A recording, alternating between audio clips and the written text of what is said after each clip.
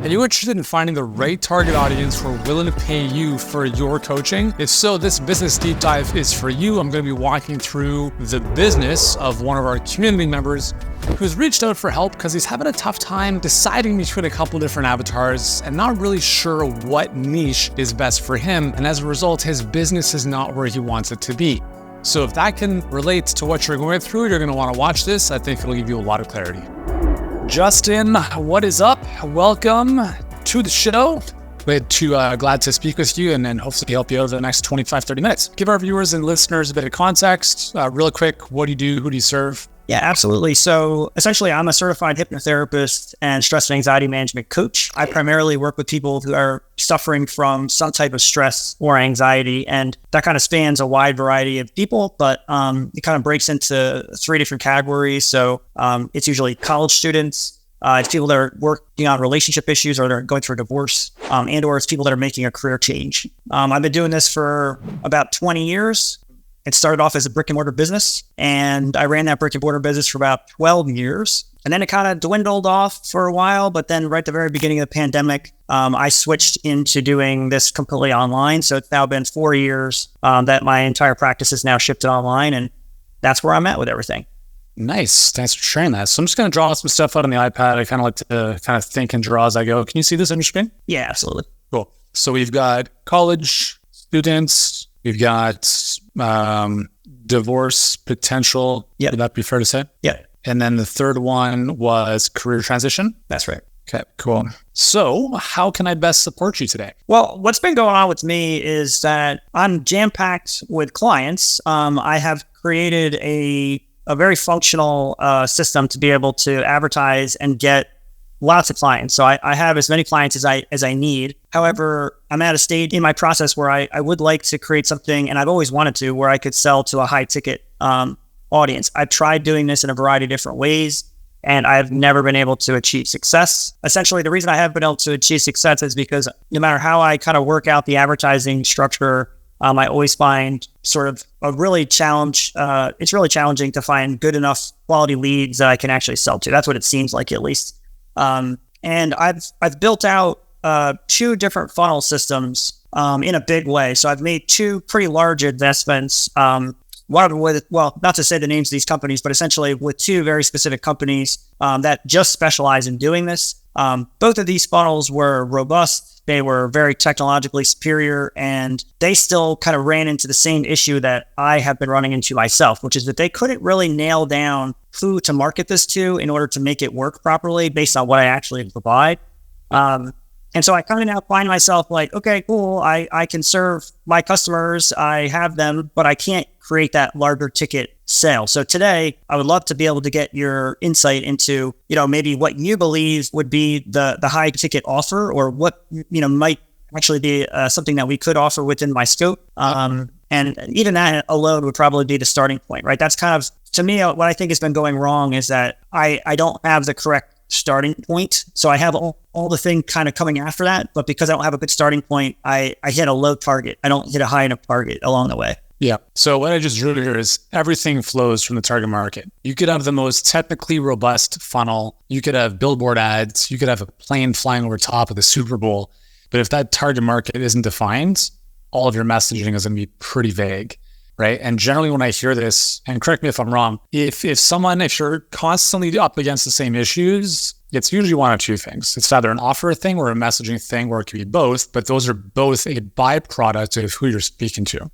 Does that make sense? Oh, yeah. So out of curiosity, so when you set up these funnels, what was the message? Of these three avatars, who are you speaking to? Well, and so that's the thing, right? Is because when I would meet with them, and even in myself, I struggle to nail that down. And I'm going to just give you the example here of college students, right? Because what I can say that I did is I at least did pare this down into not these three categories. I was like, okay, if I'm going to do this, I should get targeted. So we said, let's target college students, right? And so then we started the process of trying to figure out how can you target college students? And then the obstacle that we came up against is that you're not actually targeting college students, you're targeting college students' parents. And that started to become a nightmare, essentially. And so we built out this huge funnel. We're now trying to hit college students' parents. I've got two experts that like essentially know how to do this and are basically scratching their head going like, we're really going to struggle to dig up these magical needle in a haystack parents that have somebody currently in college that want to not only, buy your service, but it's somebody that has enough of a stressor or a need to actually make that sale. So again, that's how that particular funnel crashed and burned, right? It was literally like a college support system. It was very well put together, and yet we couldn't find that magic client. So yeah. So a couple things. I put a red X over college students because I would never recommend targeting college students. Here's the reality. So when we're looking to like criteria to buy, right? Number one is they have to have a burning desire / problem they want solved. Second is they want it solved now, not like sometime in the future. Third, in the context of a let's say a discovery call, you have to be speaking with the decision maker or occurs. The challenge with what you just described is that you're having to talk to the parents and the college student themselves to get on the same page. That's always more challenging. And then fourth is very important, is they need to have their wherewithal to pay.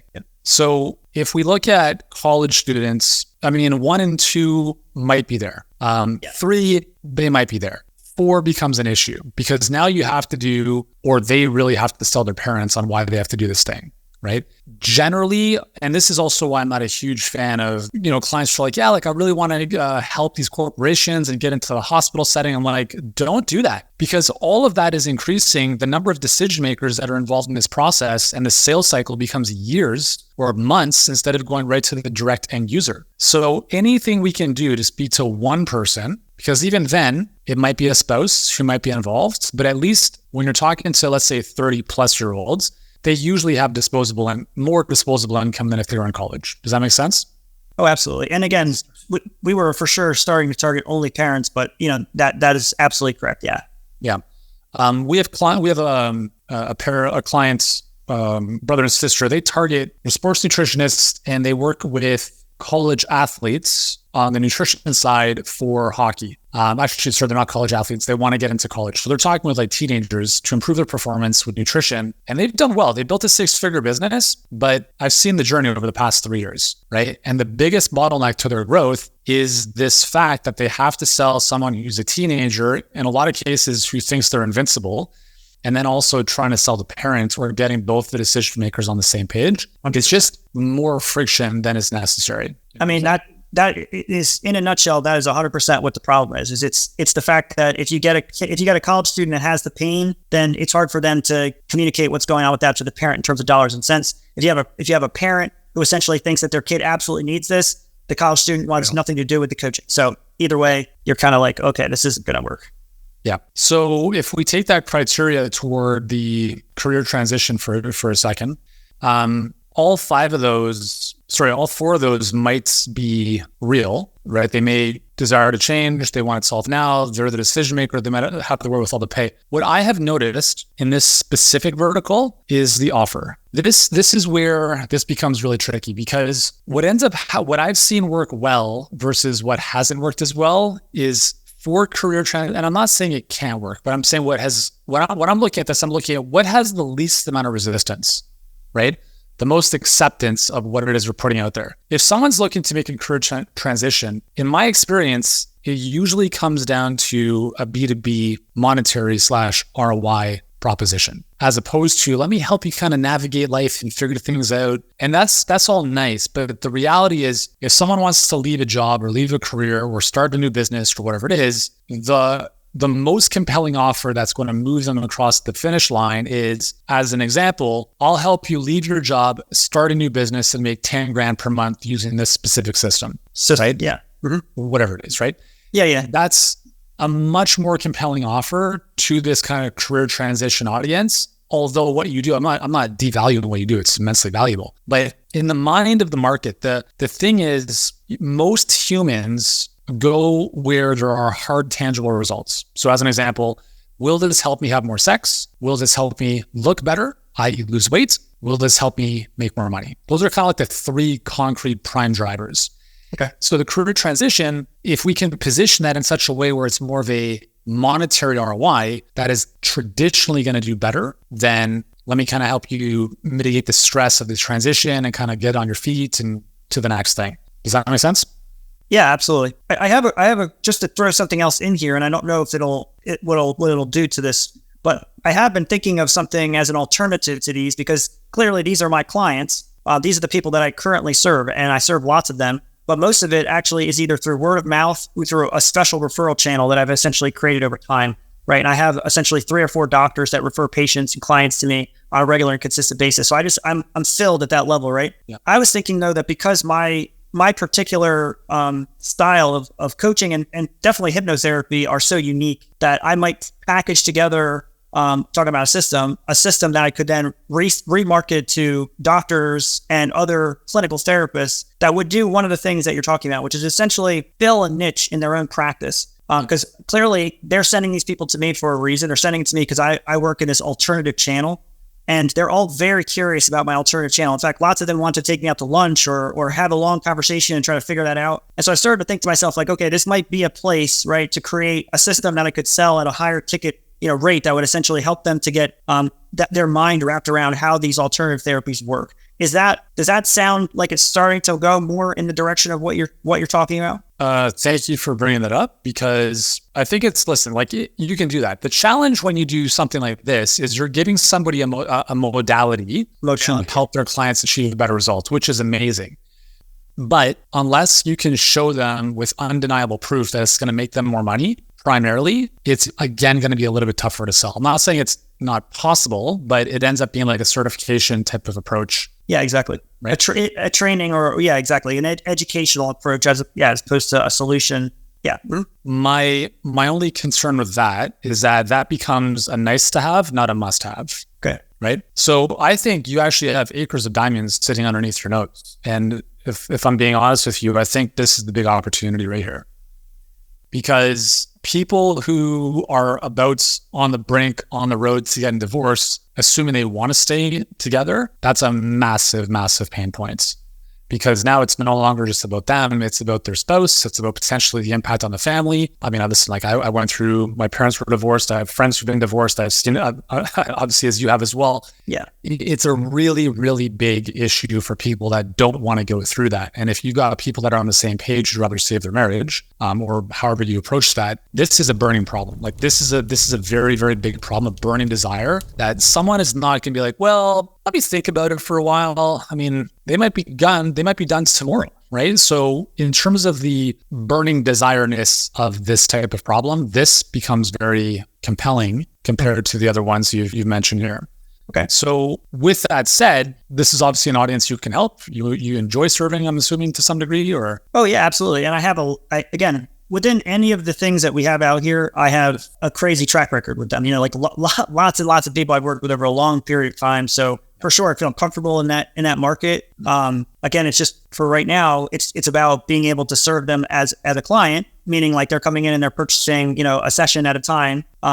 Most of them, especially in a divorce, they buy a bunch of sessions sort of up front, and then that peters off over time, right? They have like a ton of pain or a ton of suffering that they're going through, and they need to get through that over the course of about 6 months, and then sort of that turns into lesser, and I kind of put people into a sort of a wellness rotation. So that's kind of how I'm currently dealing with it. Cool. So for the divorce stuff, are they coming to you, i.e. like, I want to save my marriage, or I just got divorced and like, how do I put my life back together now? It's mostly, I got divorced and I want to put my life back together. It's usually, so there's 2 little parts. One isn't necessarily even divorce. It's relationship trouble. Like they're like, I am struggling like crazy in my relationship and I need help to understand, like, can I keep it together? And so I help a bunch of those kinds of people. And then I have a bunch of people that have already gotten divorced and now they're trying to pick their life back up and put it back together. Cool. So can I give you an idea that just came to mind? Mm-hmm. The relationship rescue method as an example, right? So whatever, like let's say whether it's a married couple who is looking to ideally not get divorced, or they're, just a relationship they want to fix. That becomes an interesting, what we call proprietary process, like a way, like your secret sauce for how you do what you do. But the name in and of itself becomes very interesting because it implies what it is that they want. They want the relationship to be rescued, assuming it's before the inevitable or, the bad event. So the one thing I would clarify, if this were the audience you wanted to serve, would be, do we do post-breakup or pre-breakup, trying to prevent the breakup, right? Because either one can work, but the messaging is obviously very different between the two. Yeah, for sure. Right? So of those two, like, which one do you think you would lean more towards? It all really depends. It's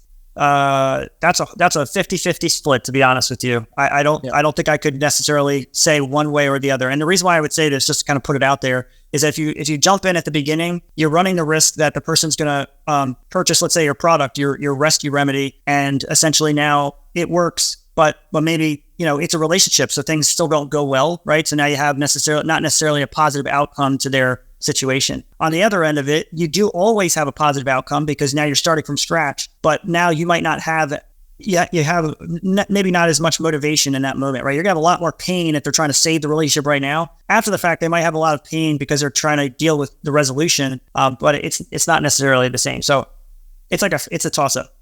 So when in doubt, I would go where the pain is highest. Yeah. Because what that forces you to do is it forces you to ask yourself, what do I have to be better at to help them achieve the outcome so that it actually works, right? Or setting the expectations up front where they're very aware of the fact that, listen, it may not work. Like, you guys might realize in this process that, you know what, maybe we're not meant to be together, but that could also be a win, right? Right. And that's essentially what you end up having to do, is set those expectations to let them know, that we might come to realize that you guys aren't really meant to be together for whatever reason. So, yeah. When you're working with these individuals, are they typically coming to you as like one of the pair, or are they coming to you as a pair looking to mend it?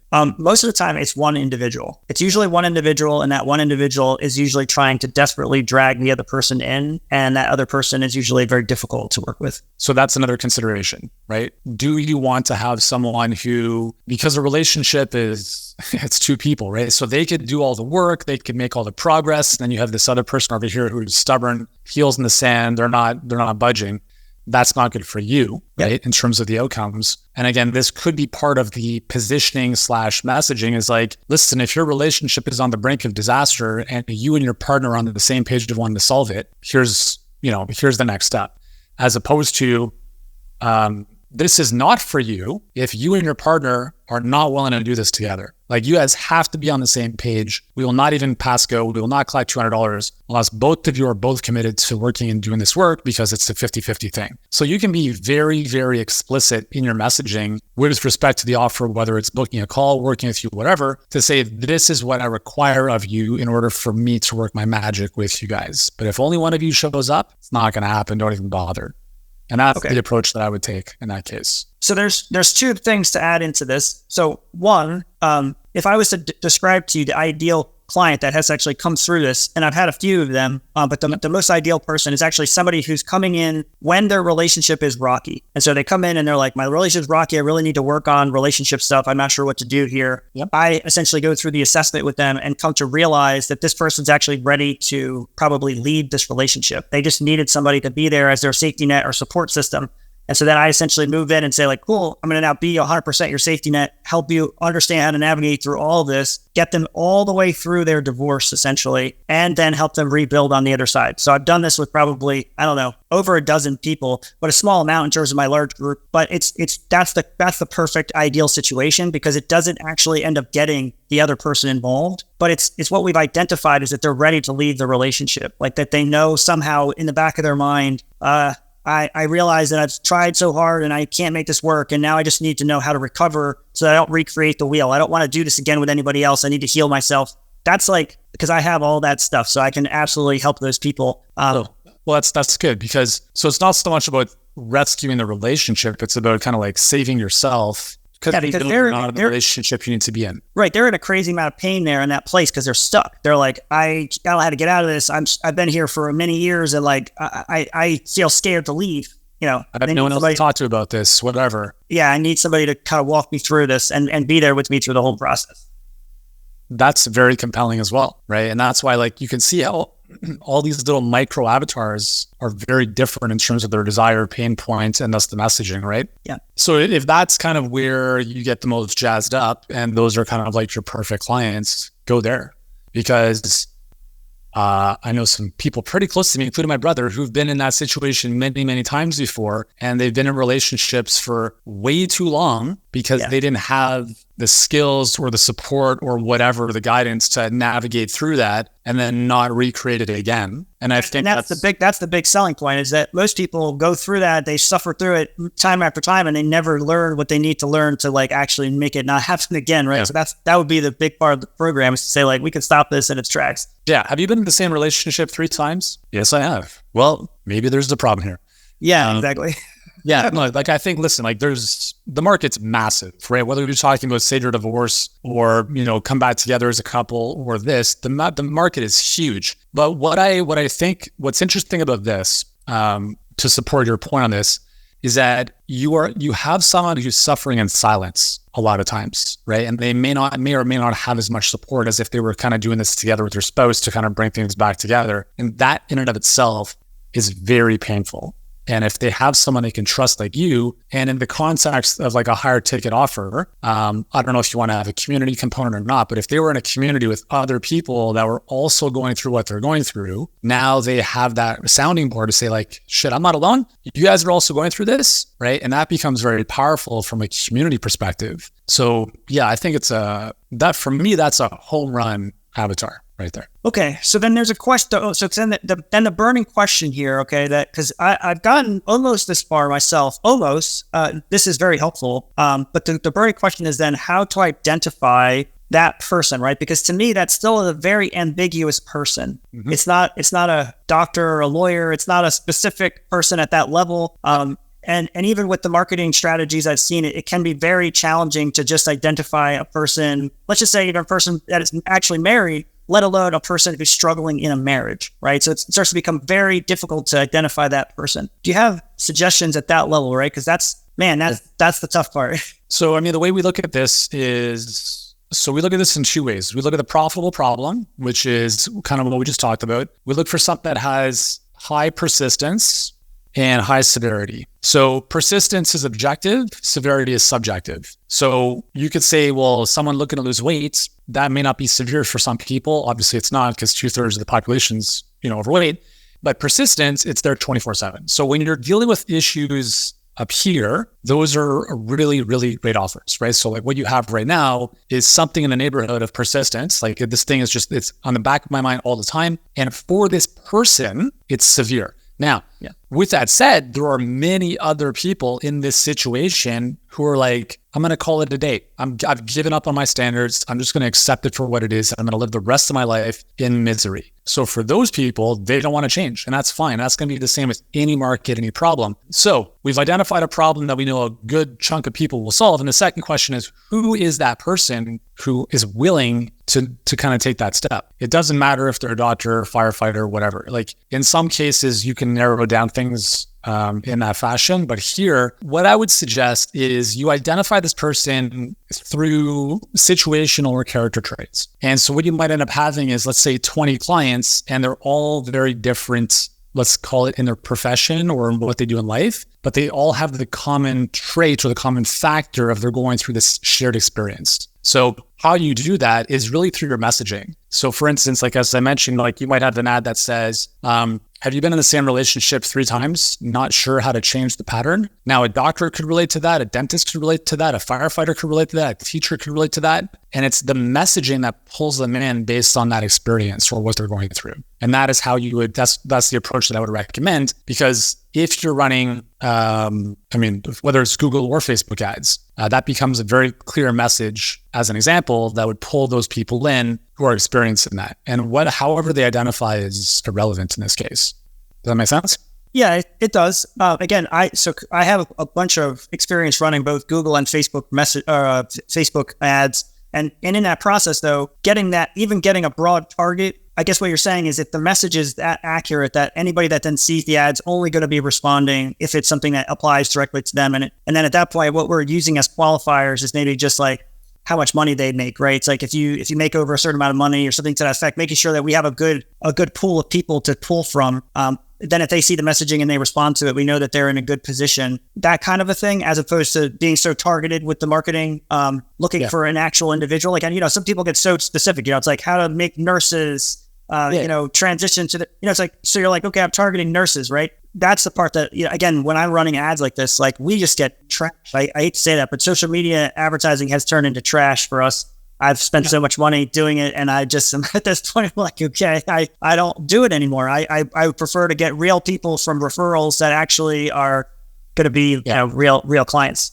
What it comes down to, it's just a skill, right? It's a skill around messaging. It's a skill around knowing how, like the difference between Google and Facebook, for instance, that Facebook is 100% interruption. So the warmth or the willingness for that person to take the next step with you is much, much lower than someone who's searching on Google how to get out of my relationship, right? That's a very intent-based customer. So the sales cycle in that case is much shorter and there's much more intent versus Facebook, which is like, I was just scrolling through my feed and I happened to see this standing in the line at Starbucks. Right. So we have to be realistic about the platform and the expectations that come from that. With that said, obviously the messaging needs to be very clear. I would not necessarily use financial status in the qualification criteria in an ad, like overtly, like, hey, if you're making more than $100,000, this is for you. Like, not messaging, just on the back end. Yeah, absolutely. Yeah, for sure. So that would be, again, like most issues are messaging issues. Like Facebook is, listen, like we spend 6 figures a month on Facebook. We've been doing so for the past 7 years. We've been profitable every single week. And our clients, do the same, not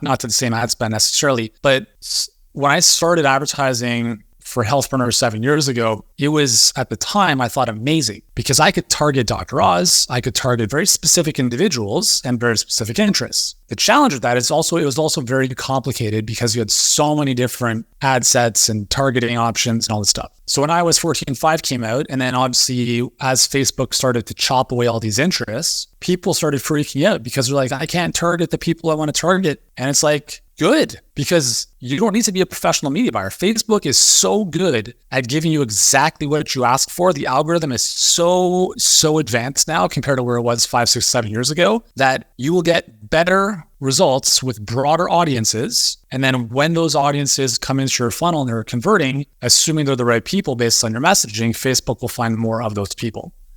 And so it's actually easier when you know what you're doing to make Facebook advertising work now than it used to be, 5 years ago. Now, obviously the cost of advertising in general has gone up. So it is what it is. But that's also another reason why a higher ticket offer is very important because it gives you that opportunity to have more margin and not be perfect. So it really, as I mentioned, it comes down to clarity of message, right? Yep. Knowing exactly who you're speaking to. And I think, if you take that clarity of avatar and the messaging is very clear toward them, like don't expect 1 or 2 ads to crush it. Like I've written more than 1,500 ads for Healthpreneur over the years. And we test ads every single day. A lot of them don't work, right? You just have to be willing to learn from like what's working, what's not, what's bringing certain people in. And you're always trying to make these course corrections and 1% tweaks until you find something that really works. That's the name of the game, right? There's no, magic ad or magic pill that, isn't the panacea. But that's really like just what it's all about. So out of our conversation, what's the one thing you're going to take out of this and kind of put into action? Well, going forward, this at least helps me make a bit of a mental decision to say, okay, this relationship, divorce area seems to be a very strong pain point. And it is something at least I can now, talking about testing, I can research and test and see whether or not that would be a more fruitful place for me to start building funnels from, right? Because like I said, I've built a few funnels here and they essentially peter out to nothing. So I think that's probably the biggest takeaway today is just exactly what, I was asking you for, which is, where is this starting point and what do you think might work? So thank you for saying that. Awesome. Well, Justin, thank you for being with me. Thank you for kind of opening up the business a little bit, giving us some peek behind the kimono, and hope you guys watching and listening to this got some great value out of it as well. In less than 30 minutes, I'm going to give you my entire $100 million business building blueprints. In fact, actually, it's done more than $220 million for our clients. I'm going to shift over into a very tactical training for you in just a moment, where I'm going to walk you through the acquisition, the delivery, how to work with clients online, and in literally 30 minutes, you will have so much more clarity